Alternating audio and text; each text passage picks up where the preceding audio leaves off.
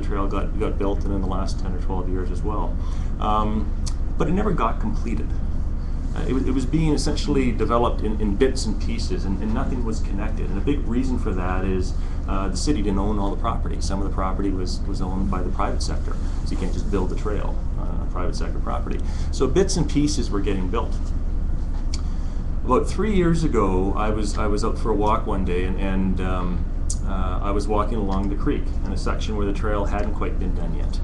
And the experience of that, and that's what's really powerful here, is the experience of walking along this creek today makes you want to fall in love with this creek, because a whole bunch of really good people and smart people have spent the last 20 years not building just building trails, but restoring the creek. Planting trees, cleaning up the water system, reintroducing trout into the creek. And when you walk back there, it's absolutely gorgeous. It's really, really gorgeous. Beautiful old willow trees and lots of wildlife, and you fall in love with it. So I was walking along and falling in love, and, and got to thinking, why haven't we finished this? It's been 20 years. We have this plan. Why isn't it finished? So I'm literally walking along the creek, and I pull up my phone and I start calling some people, because I still have a few contacts at City Hall, and started calling planners and well, other people, and said, hey, what's going on in Junction Creek? I mean, where are we at? And had that conversation, and said, why don't we get together and have a conversation about how we can get this thing done? Because we all agree it's important. So a bunch of us came together, and there were people from the municipality, and there was people from the Junction Creek Stewardship Committee that were restoring the creek, and there was people from the Conservation Authority, because a lot of the lands were in Conservation Authority lands, and there was people from a group called Rainbow Roots that develop trails in our community, and then there were other leaders as well, which all came together, and we agreed that we were going to make this happen. One of the first things we recognized was that old reputation to some extent was still there, and if it wasn't there in terms of, it's not a really good place to be, it was people were either just indifferent to it. They didn't even really know it existed. They had never been back there. And we said, well, if we're really going to get municipal council and others to buy into this, we have to reframe this in a whole new way and give people a whole new perspective on Junction Creek, because most of the community has never seen it, and most of the decision makers have never seen it. They haven't seen the progress made, and they haven't experienced and fallen in love with the creek like a lot of us have. So we got to work and pulling together a video. We said this video is going to capture the beauty, the magic, the potential, the opportunity of the creek, and it's going to bring it right into people's homes, right into boardrooms, right into the council chamber, so people can see it and experience and kind of go, yeah, we got to get this thing finished. So the idea was just to build up momentum, but to really put a new perspective on this creek.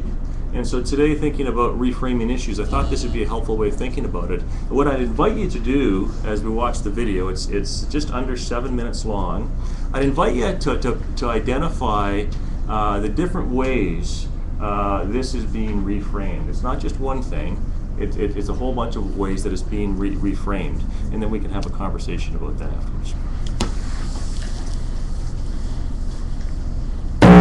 Sorry.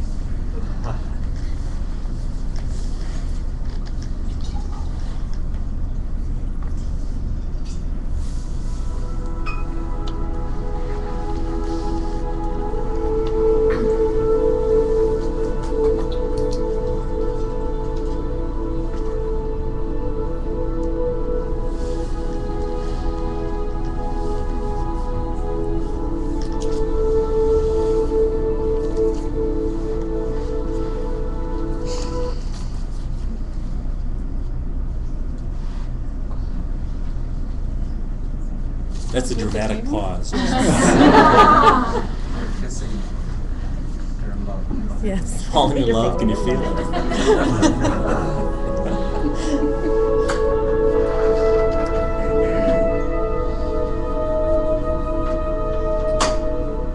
Junction Creek Waterway Park right now is really a vision of what Junction Creek can be for the city of Sudbury.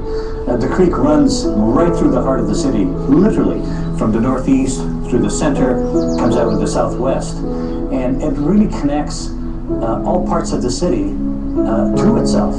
So right right now, a trail covers about 60% of it. But imagine a trail that covers throughout the length of the creek, where people can literally take a bike or walk from one end to the other. Well, I walk here almost every day with my beautiful golden retriever, Willow. Apologies, those are the limitations of being And online. I just come here for a quiet time, to be still, to reconnect with nature, and to be inspired.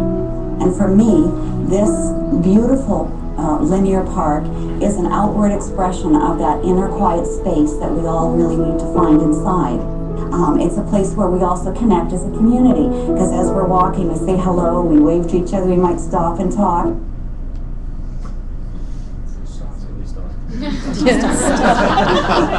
And again, there's a deeper feeling of connection. Junction Creek creates a living environment or ecosystem in the middle of the city.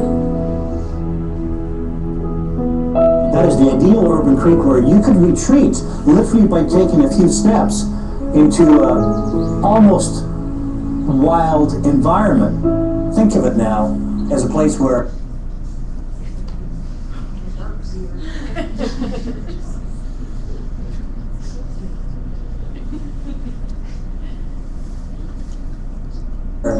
my gosh, you could see fish spawning, birds like I'm hearing in the background here throughout the summer, as a place where you can actually find a bit of quiet in the heart of the city.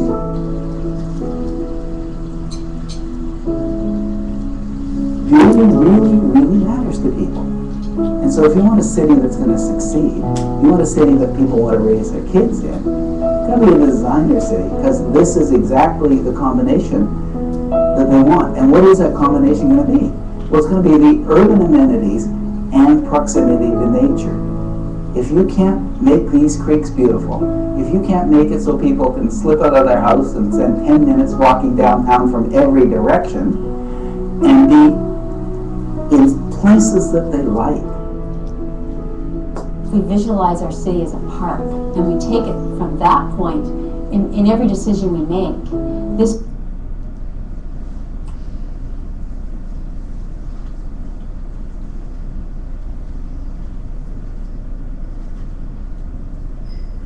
to be the first decision you would be making, you'd be doing this first, because this is part of the park network. I think we need to think of the park as part of the fabric, our creative fabric, and our ability to create wealth, to engage the creative mind, to reignite our imaginations as a community. And it is all there for us just to reach out and to connect with it.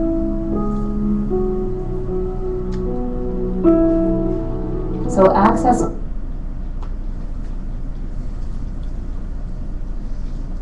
to such a park would just be tremendous, because no matter what walk of life you're from, no matter what neighborhood you live in, it's your park. You own it, you have access to it, and you can benefit equally from it. Just in the time that I have been walking, which is about 7 years, I've noticed a lot of difference in the fact that they're giving us trails. There are trails.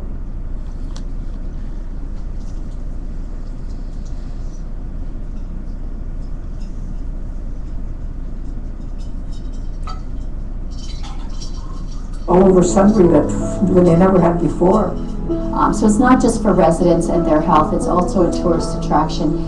Keep people here an extra day. Every time they stay an extra day, more money comes into our economy. So they come to go to Science North, they go to the beach, they want to do something active. What can they do? So we need to have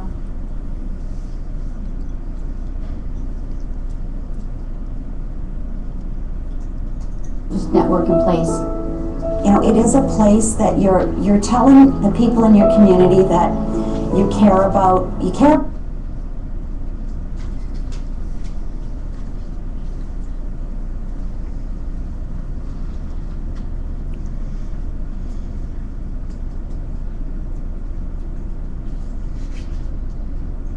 about their health. You want to provide a place where they can come and be physically active. You care about mothers and children and young.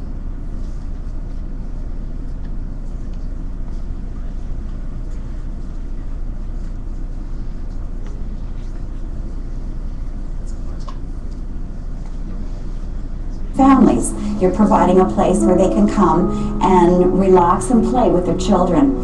You care about an older population. You're providing a safe, quiet place for them to come and enjoy nature.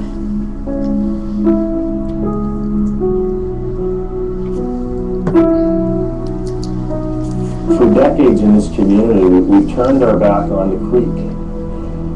If you look at where it is in relation to our neighborhoods and our homes, it's in our backyard. In many ways, we've tried to hide it. It's time to change that.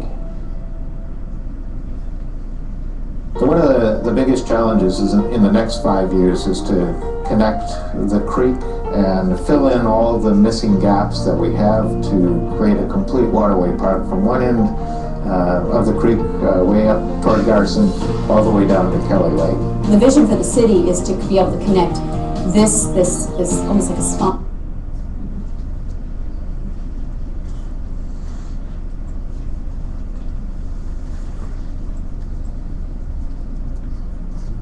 Line running through the city. This is a transportation route, and it's a way to get from A to B.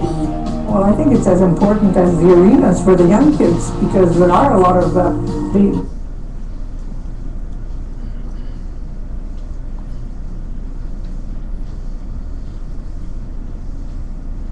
boomers and everything else who want to improve their health. I think this park is a further investment in the Sudbury, the way that we want Sudbury, we imagine that Sudbury can be.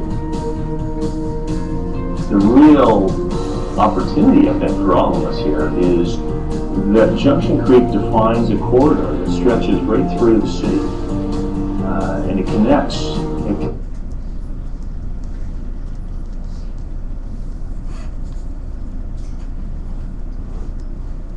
connects neighborhoods and homes. It connects schools. We now are redefining the way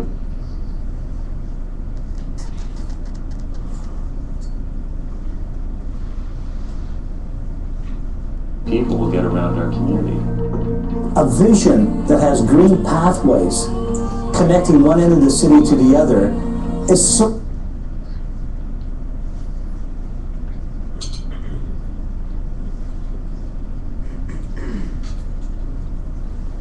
real. So we will over time become known as a city of parks, a city of lakes, a city where you can experience the environment firsthand while you go about all the other normal activities of daily life.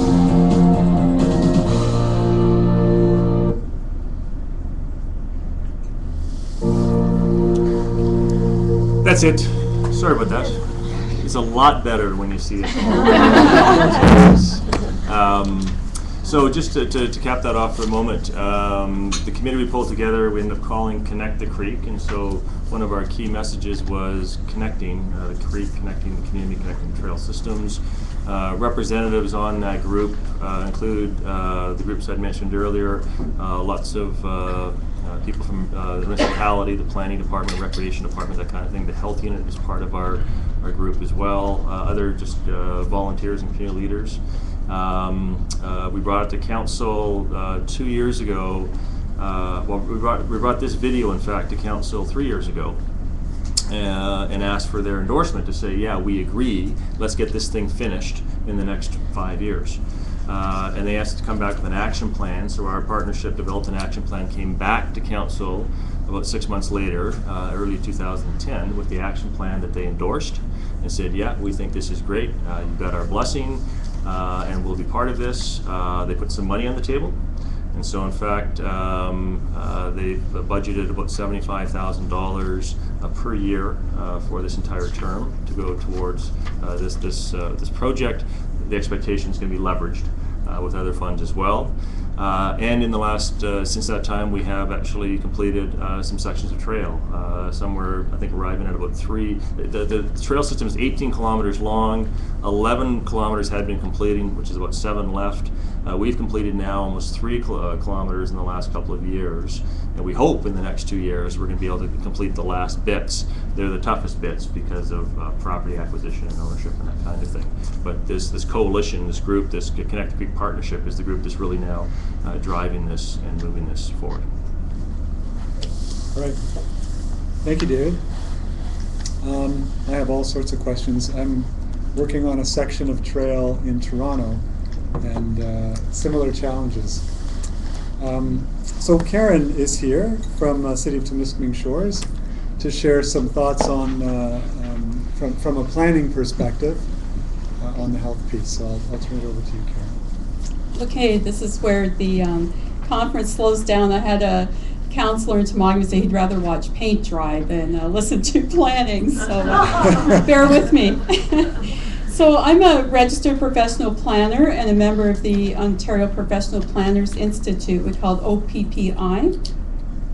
And in the last 5 years or so, they've put out call to actions to planners. And the topics of those call to action is aging population. That was a workshop that was held right here in North Bay.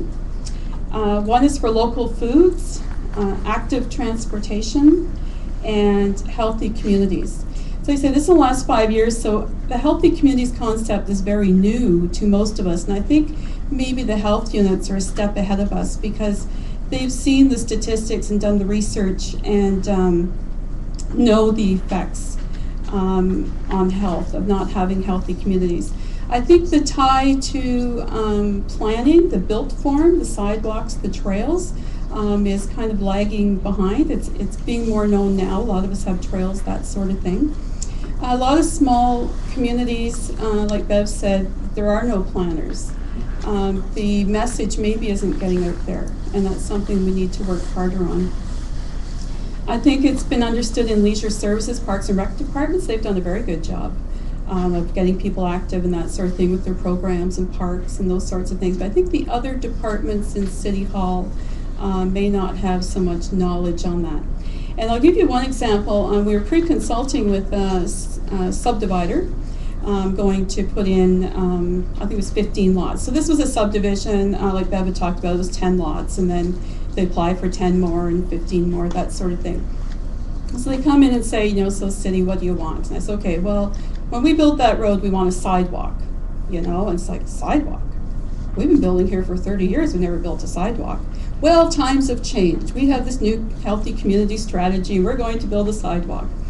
And then I have the Public Works Department saying, sidewalk? Like, do you know how much maintenance those things are? Like, if we build a sidewalk, people are going to want us to plow it in the winter.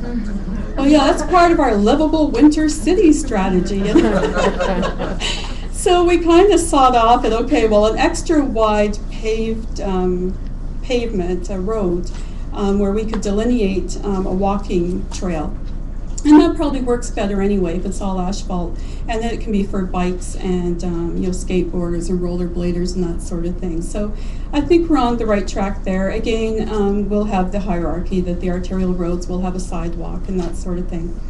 So I can understand maybe some frustration between health units and cities when the health units know there's this great need. Cities may not be up to speed yet. Some of the projects we've worked with the health unit on is our official plan review. Right now we amalgamated in 2004.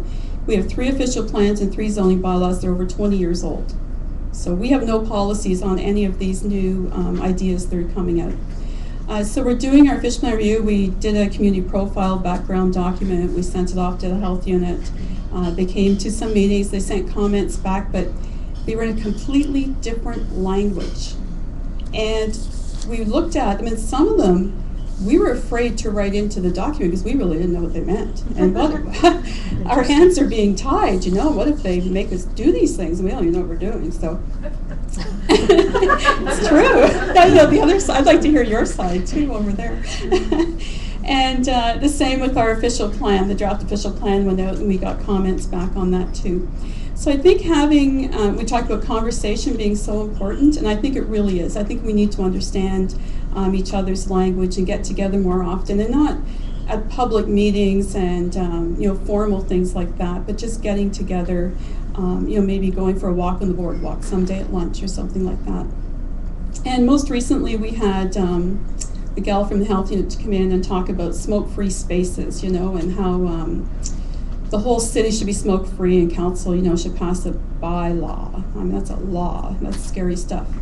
to not have smoking anywhere on city land, and even to extend that to patios of restaurants and that sort of thing. So our mayor's on the health unit, so our mayor said, health unit's going to talk to you about this. And so we had a meeting, we had leisure services there, and planning and bylaw were all there. And when we got talking about it, it sounds, we get the research, we get the statistics, we get all that. But when it comes down to actually implementing a bylaw, you pass a bylaw, that means you have to enforce it. Do we have enough enforcement officers? Can they enforce the smoking bylaw? They're not like police. They can ask somebody for their ID, but if they don't produce it, they can't cuff them and put them in the back of the truck, It's not like a dog.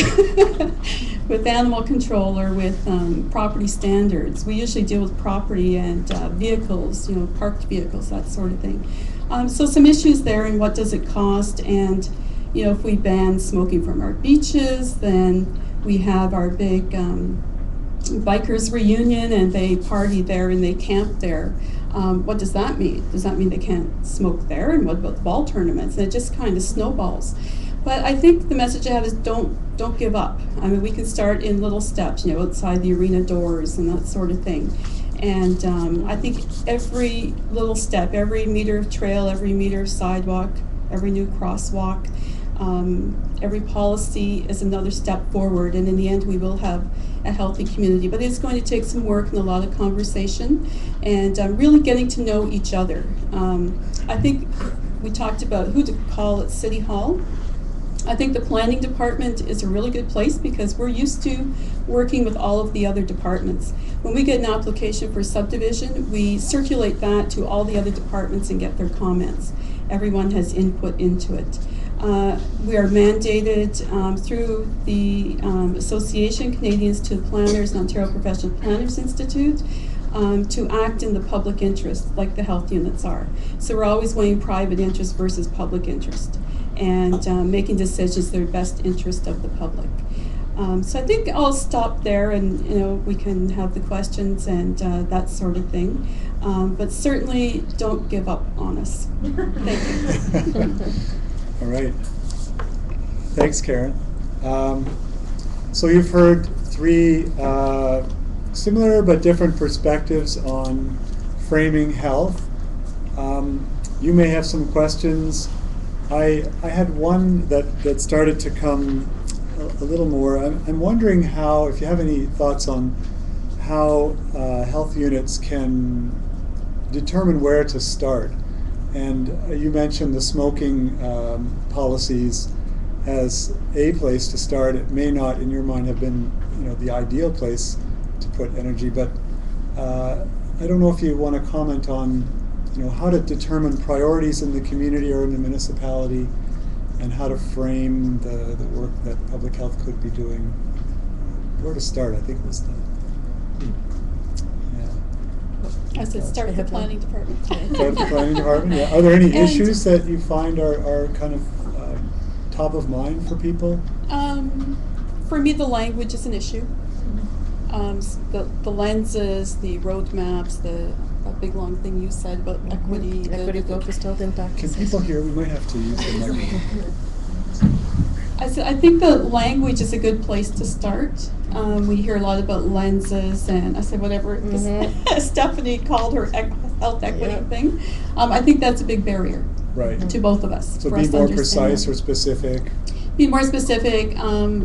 Don't use acronyms, talk in plain English. And I know it's the same with planning, but I think it really is getting people together. And even if it's one person at health unit, one person at City Hall, they get together quite often and kind of talk about things, I think that would be good. I think we depend on email too much. We get a lot of emails. We get a lot of emails from the health unit. They're working on a lot of different initiatives, and we get copied on them. And it's hard to keep up for us and to know where is there anywhere in things are particular fitting in. that you could imagine more support, or an issue that you're working on where you really could use a public health perspective? I think most of our issues we could. Yeah. And I think we could use a lot of backup, like when we go to Public Works and we need this sidewalk, we could have the information, that sort of thing, Right. So active transportation is something you see as where public health could be a real supporter and a partner at council, or Yep, and we've done quite well with active transportation. We have a nice trail like you do, linking our we'll be linking our 3 communities, so from Haileybury to Diamond, and it's about 19 kilometers, about half built, a few $1 million have gone into it, and that's a really great project that the whole community's worked together on. Another we're doing is a skate park, but these are community driven. It's not the city driving it. We're working on a cultural plan right now. And again, the community is driving it. We didn't want, just City Hall there telling the consultants what we want to see happen. So those things are happening. And we're lucky, the Healthy does get involved and comes to those meetings and that sort of thing. All right. Yeah. Any other comments on where to start or where public health can be most helpful?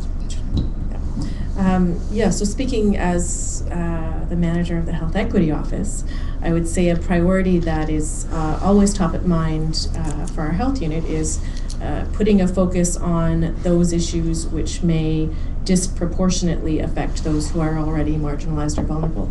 So if you have something happen at the municipal level or at the community level, and you know that specific project, proposal, policy, etc., may have a greater impact on a greater negative impact on those who are vulnerable, may increase health inequities and widen the gap that exists between the health of the best off and worst off in our communities.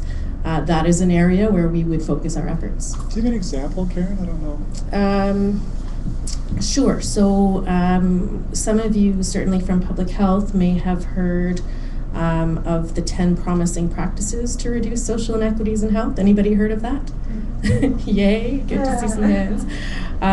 Our health unit, a number of years ago now, 3 or 4 years ago, participated in a research fellowship. And the question that we asked was, what do we know from the literature, gray, otherwise, stakeholder stuff, are practices that are promising in their potential to reduce inequities at the local public health level. That was specifically our question. We wanted to know at the local level. And broadly, one of the things that came out was, this won't be a surprise to anybody in the room, I don't think, anything focused on early child development. So if we see proposals, policies, programs in our communities that are either being negatively, in their early childhood development focused programs that are being negatively impacted by lack of funding, loss of capacity, et cetera, or other policies coming to be that may greater negatively impact our capacity to promote healthy early child development, that might be a focus of our efforts, because we know that healthy early child development goes a long way to promoting health equity in the long run. I'm just going to stand up, if that's okay. The answer to the question of where do you start, in my view, is you start with leadership in any community. And so if you scan your community, identify where the leadership really is. And it's not always the medical officer of health, although oftentimes it's really important that the medical officer of health takes a leadership role around these kinds of things. In most cases, that certainly happens. It's not just about municipal councils. It's about the people that are around that table and who are the real leaders and who really understand this stuff and who are actually in a position to affect that kind of change. You mentioned earlier around the Healthy Communities Cabinet. So in Sudbury, that was an example of pulling together leaders from a variety of sectors, and a lot of them not traditionally connected into health. Yeah, we had the medical officer of health at the table, had the mayor at the table, but brought in leaders, the president of the Chamber of Commerce at the table, the director of education, the president of Laurentian University.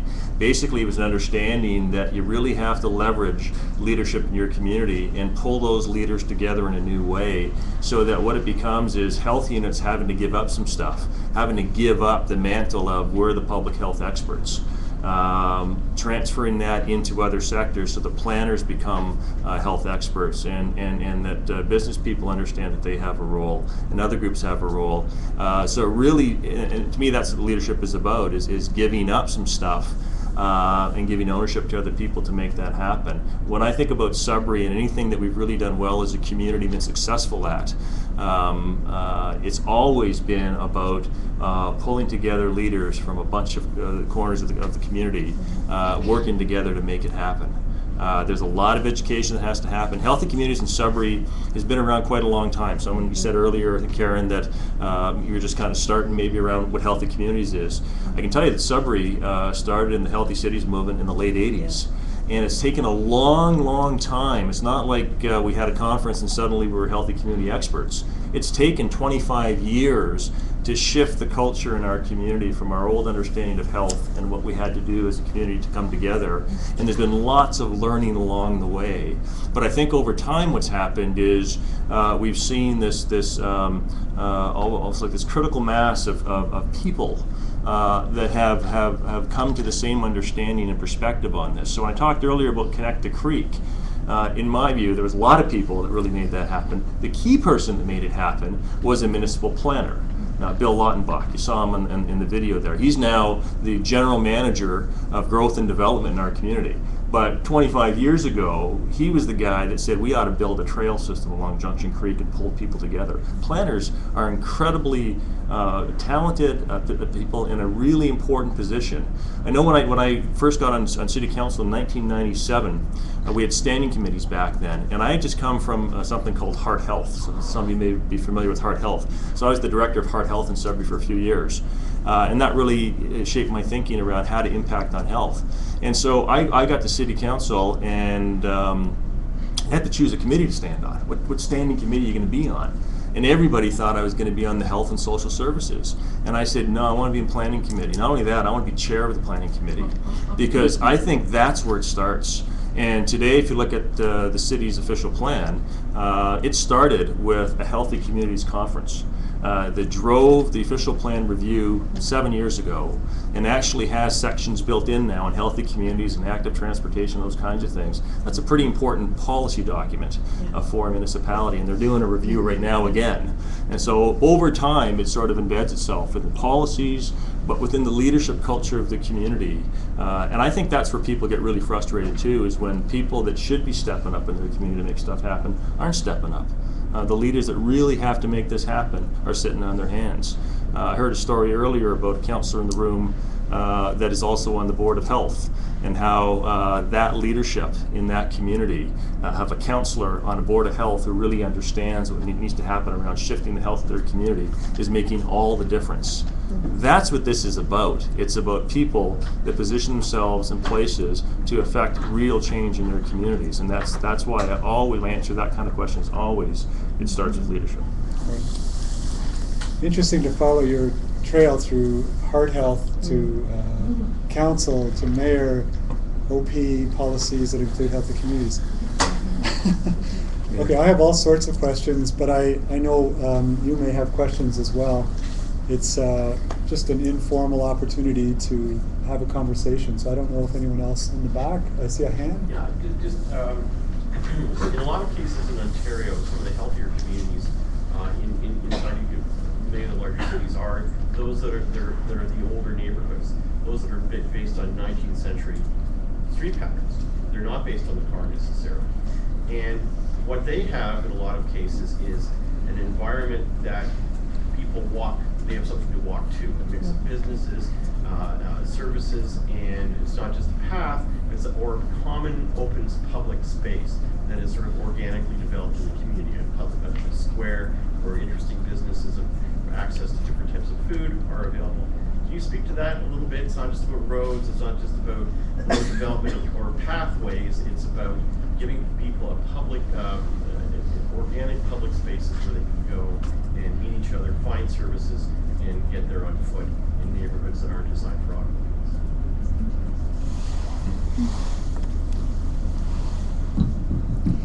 I just have to say, I think that's something that we're looking at getting back to, and I know some of the cities in Southern Ontario are putting those urban design policies into their plans, that they want the houses up close to the streets, with the porches on the front and the boulevard of grass and then the sidewalk and that sort of thing. I've also heard that Collingwood has very good downtown urban design policies. If they have a Shoppers Drug Mart coming in, that Shoppers Drug Mart has to be at the sidewalk and have their parking in behind if they want. So people aren't walking through, you know, these parking lots where it's dangerous to get to the store. Things like that. So I think it's coming. Planners did the whole suburban thing, you know, and suburbs are great and everybody drives and has lots of room. And now there's a shift coming back to intensifying our downtowns. The provincial policy statement is mandating it. We have to be consistent with the provincial policy statement. So I think things will come back around that way. It's difficult with the built environment now. When you already have infrastructure and that sort of design in place, it's hard to go and change that. That'll take a long time. But I think when we're looking at new subdivisions and developing new areas, that's where we want to get together and say what's acceptable for our community and how do we want it to be built and get that message out there. Even if we have to, like say, legislate it through zoning bylaws and that sort of thing, and that's the way we have to do it, I think that's where we can all get together and do those guidelines and get that message out there that this is what we want. It's hard in Northern Ontario because we don't have a lot of development. We're starved for development. And council wants developers, and we want those 1, 2, 3, 5 houses to be built.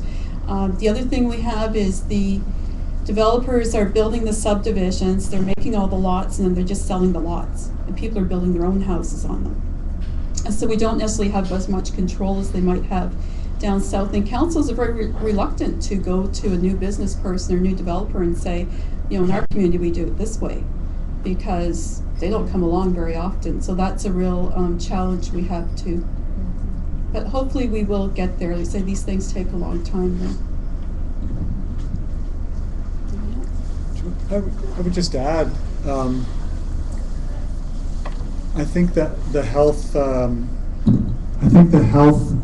component to the way we plan and the way we design our towns and cities has done a huge service to informing, you know, new directions in planning. And I think a lot of, I mean, the things you'll read on the OPPI website, health is front and foremost on there. And it's not, I think it used to be criticized as nostalgic to build in a way that, you know, replicates the old part of town, and that just wasn't holding a lot of water. I think people felt like intuitively this is a great place to live, but they couldn't quite put a finer point on why that was.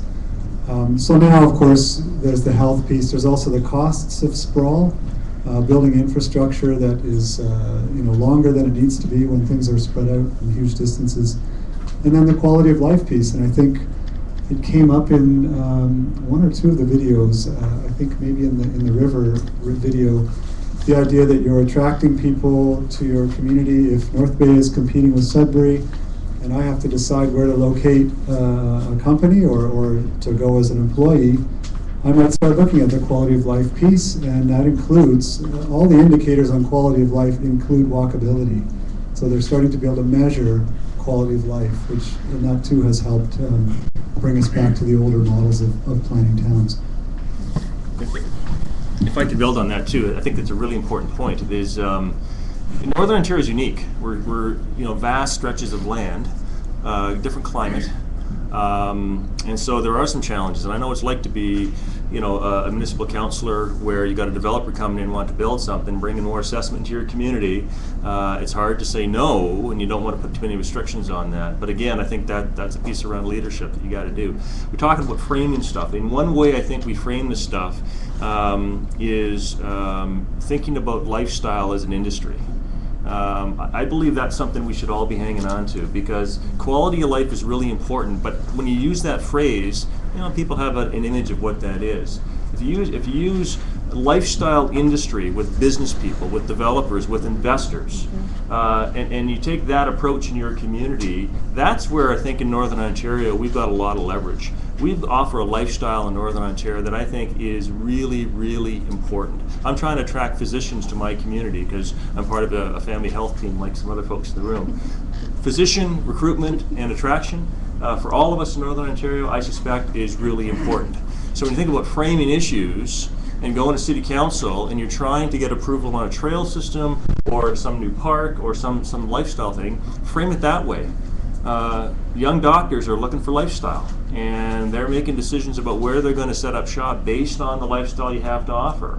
So in Sudbury, we're going to talk about our lakes. We're going to talk about the urban amenities we have. We're going to talk about, you can have a house on a lake next to the hospital.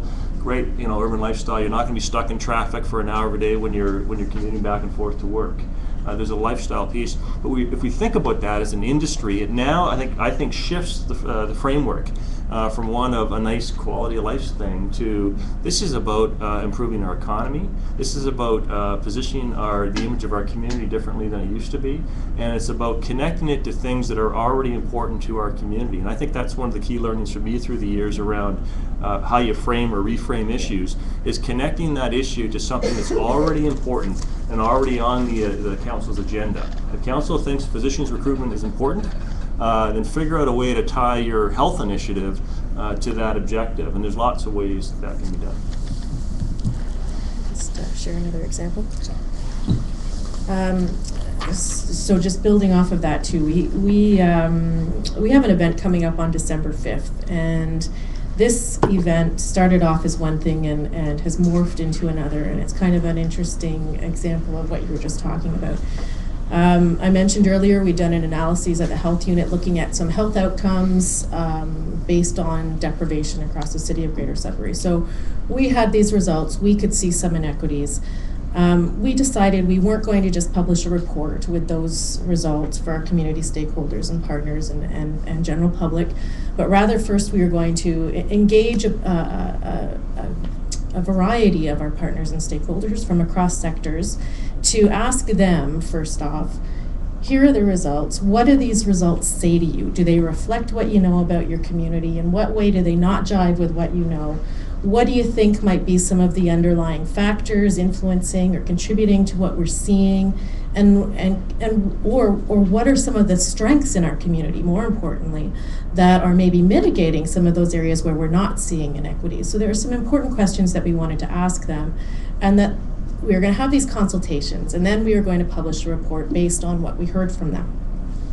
And it soon, as we were having these internal conversations, became obvious to us, well, we have all this data on health inequities that we see across our community, but we know that the police have a pile of data related to crime rates across our communities, and we know that Education and Social Planning Council has a pile of data around early development index scores across our communities, and the city certainly has a pile of stuff that they know about our communities.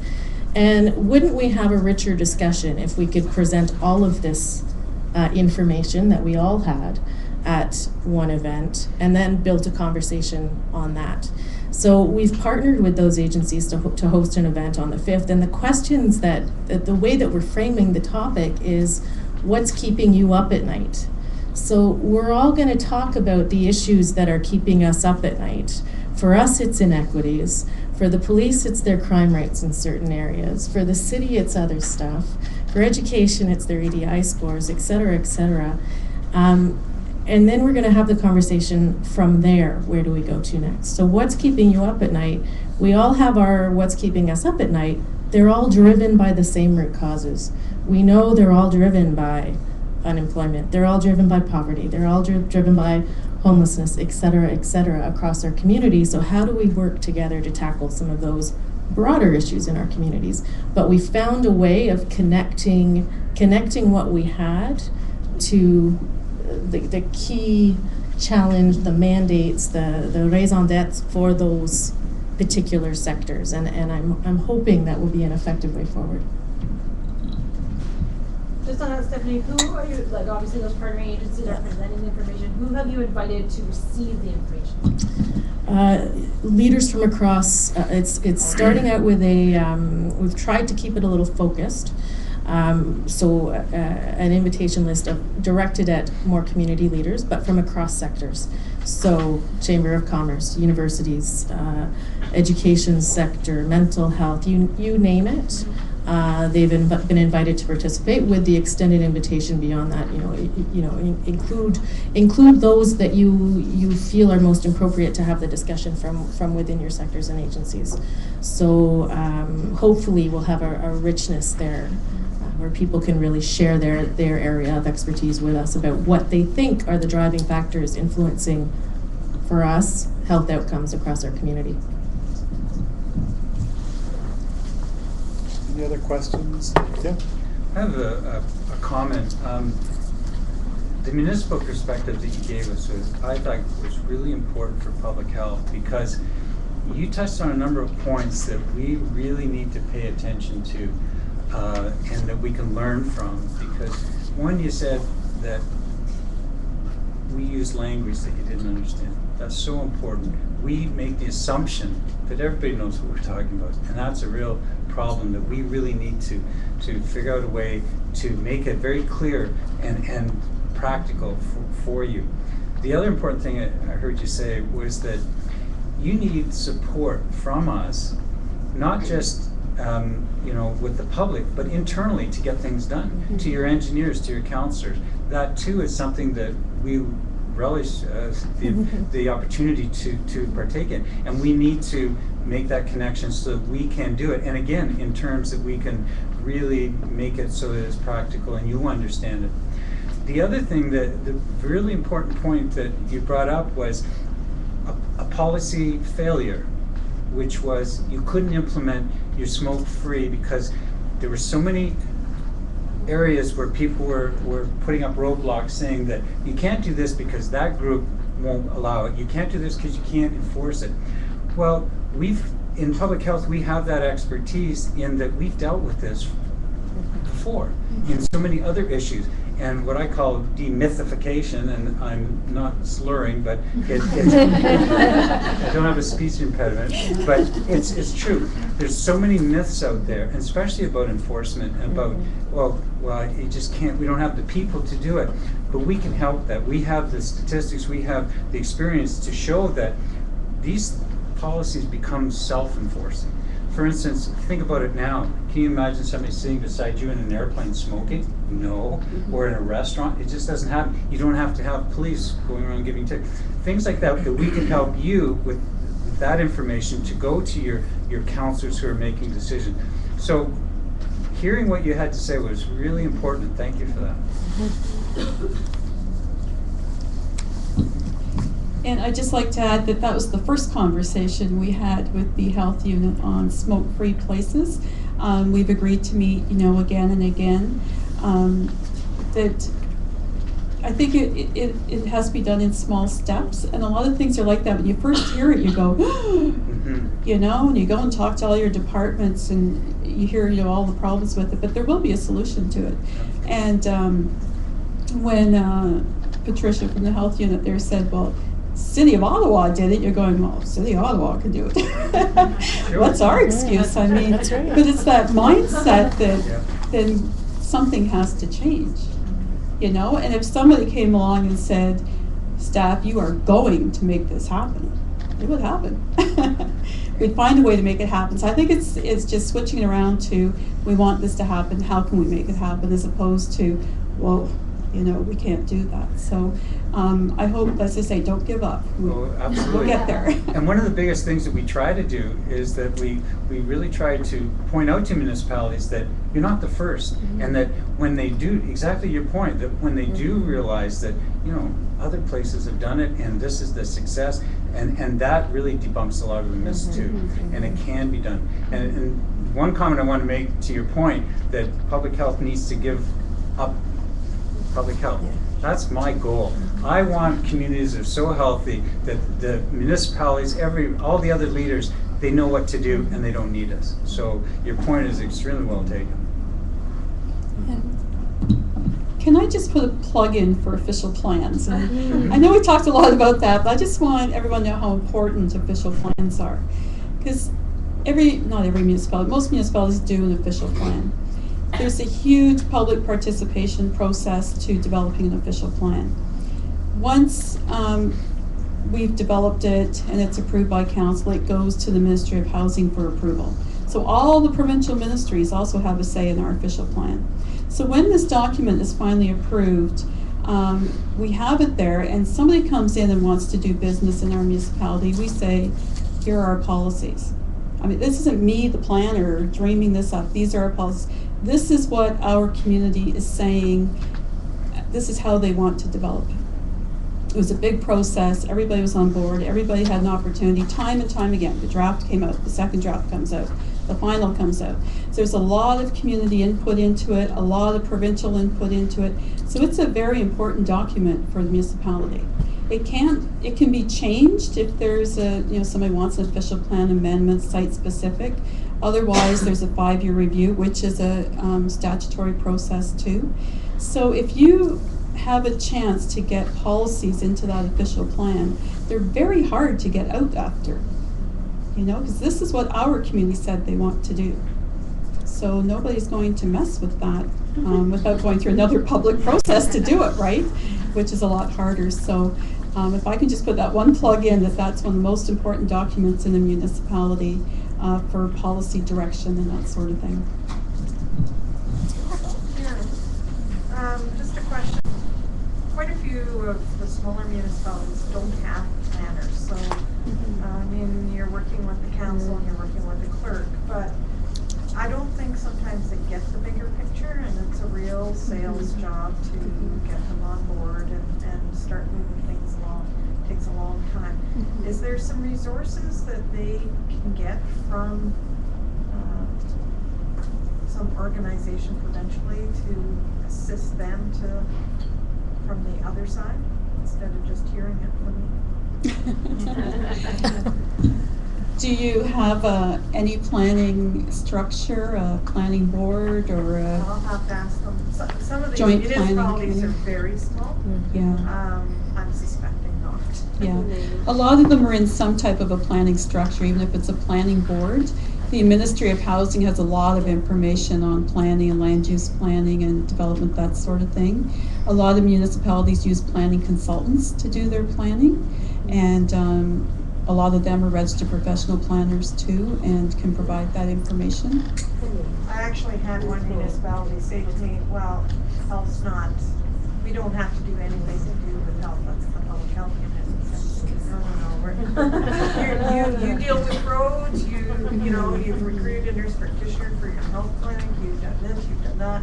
It's like, you're already involved in health, whether you like it or not. That's just part of your role. Yeah. And I think that's the missing link, going from public health and looking at, diabetes and heart disease and that sort of thing, and, talking about roads and sidewalks and how those things work together. But planning came from public health. And that's how planning came to be, because there was a recognition, that there were open sewers and the drinking water wasn't safe and everyone was getting sick and the industries were right beside the schools and the houses, and something had to be done. So that planning came from public health, so thank you. Yeah, we had another question in the back. Yeah, one of the real drivers of that history was actually cobalt, since the industry sort of developed locally and without any sort of planning or structure, and there was a lot of pressure to create regulations around that. So that was right here in Ontario. That's great. I'm really glad you're here, actually, what the doctor had to say, because it's such an alien concept to so many people, the planning department at a municipality. Is there a database or a regular registry where we see when planning, official plans are coming up for review in municipalities? It's quite a long review process, but it's also a 10 or longer process in many municipalities. And for Thunder Basin is going through theirs right now, but then that'll be it for 10 years. So how do we know when to start preparing, but how can we find the information on a range of municipalities? I think you either have to contact the municipalities or contact the Ministry of Housing Municipal Services Office. They would know what plans have been done and when they're coming up for review again. Typically, once our plans are adopted and then approved by the Minister of Housing, they have to be reviewed every 5 years. 5 years.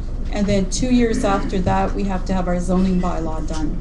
So it's every 5 years, 2 years, that sort of thing. That's our, but like Bev said this morning, we started our official plan review in 2008. And we have our first draft done. It's been to the ministry for comments, and we're working on getting those comments in the second draft. So we're, how many years is that? 4 years. And so sometimes they take a long time. So from when they are actually approved, then there's another 5-year cycle after that. So it's a long process, and it's an expensive process for municipalities. around $150,000, I think, to do a plan and then to do a review and to do a zoning bylaw, and it just keeps going. And then out of that official plan can come your downtown improvement plans, your waterfront master plans, transportation master plans, those sorts of things, which are all, you know, public processes too. So I think there's a lot of opportunity there for input. Somewhere else, and Bev talked about the boards and committees of council and that sort of thing. Most councils have, or most municipalities have a recreation committee. Some have a transportation committee if they have public transportation, a planning committee, and they're always looking for people to sit on them. We have a member of the health unit on our accessibility committee now. So those are good places to get involved, either professionally or personally, if you're passionate about it, to get on those committees, and then you know you have a good idea of what's going on. You have input right there when they're making policies or recommendations to council. Usually advisory committees, so they're giving advice to council on certain issues. So that's a good place to get in the door and have your say. I had a question about marketing. I don't know. I couldn't help thinking when I saw the videos that you're appealing to an audience that maybe is less informed than some of the people in the video. I'm also thinking about public engagement, and these official plans come up for review, and I find it difficult to explain to a neighbor who knows nothing about planning or health or any of this stuff that going to an official plan meeting or any kind of public meeting about planning, that's going to be a productive process for them, and it's going to be rewarding, and you're going to come back from it going, yeah, that really. So I just want to, you know, the whole question of meaningful public engagement and making this issue relevant, and I guess it comes back to framing marketing. I wonder if any of you engage professionals in, like, I know you put a video together. Did you have somebody who's connected to the communications field, or like how do you know what the best way is to connect with people and make it meaningful for them? And I guess you had a target audience of some kind, I don't know. Yeah, so that's where I'd start off, is that with any kind of initiative or campaign that you launch, it's important that you know your target audience. And we knew from our video work that our target audience wasn't general public. You probably all noticed this is a video that is pretty high literacy. It's fast paced. If you are of lower literacy or have accessibility issues of any sort, keeping up with that text is really hard, right? I mean, certainly we one of the things we've done recently and we're doing right now is doing a voiceover adaptation that goes along with the video to improve that.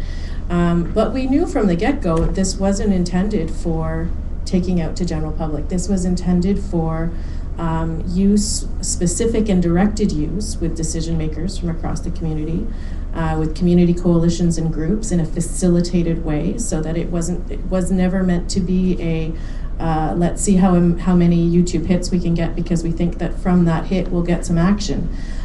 It was meant as, here's something that can just frame an issue for you, and then we can have some more directed conversation using this as a backdrop. It also does, the video itself does have a user guide, and even the user guide that goes along with it, the target for the user guide is public health staff. It's for public health staff to use when they go out to use the video with coalitions, with community groups, with indirect meetings with decision makers. It's to support their use of the video so that they can have some meaningful facilitated discussion with the video as a backdrop. So having your target audience, knowing who that is I think first and foremost. David, did you have any, did you focus group test it, or No. How do you No. know you're hitting your audience, I guess? We had a conversation as a group and tried to ask that question of ourselves. Who's our audience here, and what are we trying to do with this? So our audience would have been different in this case, and we did have expertise on the committee. So you saw Chris Elliott was the person that produced it, so he's got a private company that does this kind of work, and he was on our committee as well. basically, I think we took it from the perspective of we want to create something that would be attractive for any audience. We understood that ultimately we'd end up in front of a city council with a request. And we'd want to play that video in the council chambers because our council meetings get broadcast. And so the whole community can in fact tune in and see the video at the same time. That'd be good. With today's technology, putting it on YouTube so people could connect to it. I think I saw there was about 3,500 or so hits on that video, which is okay. And part of it too was appealing to their hearts, their minds, and their wallets. I think that's a helpful way of thinking about when you're going to ask for something or you're trying to get somebody engaged. Trying to make a connection at those three levels, I think, is important. Emotional is really important. I remember we did our bylaw work with City Council in the 90s, and I remember we had all the stats, we had all the arguments, we had all the experts come forward presenting to council. And so we had a very powerful argument for 100% smoke-free communities. When the 10-year-old with asthma got up to the mic in council chambers and told his story, that became the story. He became the face of the movement. And how does a council say no to a 10-year-old kid who's suffering from asthma and can't go see the Sudbury Wolves play because people are allowed to smoke in the arena? That became the story. That was the thing that closed the deal. It was an emotional connection, and the way it was framed was we're protecting children, and no one's going to say no to that. So we had to talk about what are the stats, what are the health numbers, appeal to the mind, what was the cost of this going to be, and we took it in the teeth. I remember when I was mayor, I had restaurants come to me. There was a huge demonstration outside of City Hall, and they were really upset that we were doing this because the restaurants were going to close. And so I never got their support. But at the time, I remember wading into the sort of the fray in front of City Hall, and the media was there, and there was lots of restaurant owners, and they were hammering me pretty good, saying the restaurant's going to close, they're going to lose money. And I think my response at the time was, look at the body count. This is about the body count. Too many people are dying from this. This is the #1 preventable cause of death in our province, and we are going to take a strong position around this policy. We don't want to see your business close, but look at the body count. It was really hard for them to respond to that because they're not going to say, well, we don't think that's important. Of course that's important. So framing it, that way I think was helpful. But again, the mind, the heart, the wallet. I think all three perspectives. At the end of the day, when you go to council on trail development, they're going to say, "What's it going to cost?" Yeah, it's really, we fell in love with the creek there too, Dave. But what's it going to cost?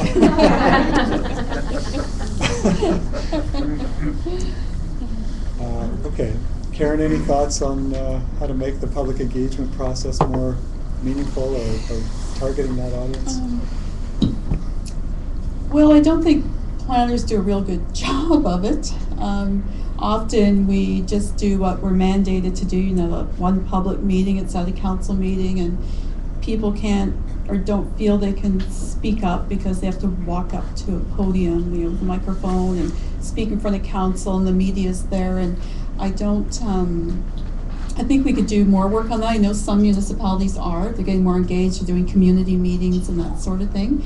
And I really think that focus groups or advisory committees are very, very good, because then you have the people in the community who are the experts or who are passionate about it. And I think that's a very good way to get information in and expertise, that sort of thing. I think of some of the advisory committees connected to the active transportation movement and their ability to get up to speed pretty quickly and not get on a soapbox at a public meeting. They're more focused on the issues, and it seems more productive. Yeah, and I'd just like to add, when you're talking about getting the right people, there are a lot of projects that are great projects and just don't go ahead because the right people aren't there. And you had talked about that too, is having the right people in the community coming and presenting that information and getting it done, because that's how it's going to get done. And we were talking about, again, the smoke-free. I say get someone from the kids from the Cubs hockey team, to come in and say, Council, we're young athletes, we don't want to smell smoke when we're heading into the arena, and things would happen pretty quick in that sense, I think. So it's like the young lad with the asthma. I think it's just getting the right people at the table, and not everything is right all the time. You may think, oh, I went to the mayor and he made this happen, and then I went, next time I went to the planner and made this happen.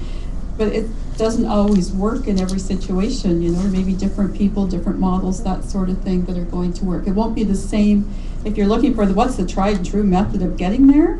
It's kind of like getting to heaven, I'm not sure there is one. All right. Thank you.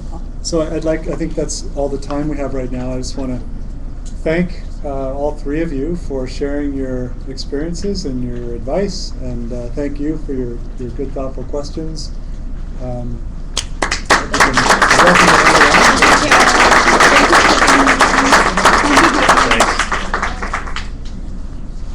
So at this point, we're going to really tap into some of your thoughts and ask that you consider 3 questions at your table. We have some time to have a discussion, and then we'd like to hear back from you at the end. So what I'd like to do is just call up the 3 questions. Thank you again. You're welcome to keep your comfy chairs. I've got the 3 questions on a slide here. But am I in the wrong spot? Okay. So get up and have a stretch, grab a snack, and come back to your table, and I'll guide you through the 3 questions. I think we could all use a little bit of a stretch. Yeah, everybody move or I'm going to make you... Crunches. I got a little bell. When you hear the bell, come on back. 5 minutes. It's chilly up here, right? I'm just glad. I'm glad I wore this thing this morning. Is your video available online somewhere? Online on YouTube, on our website. Let's start a conversation about health. If you go to our website, which is discussdhu.com.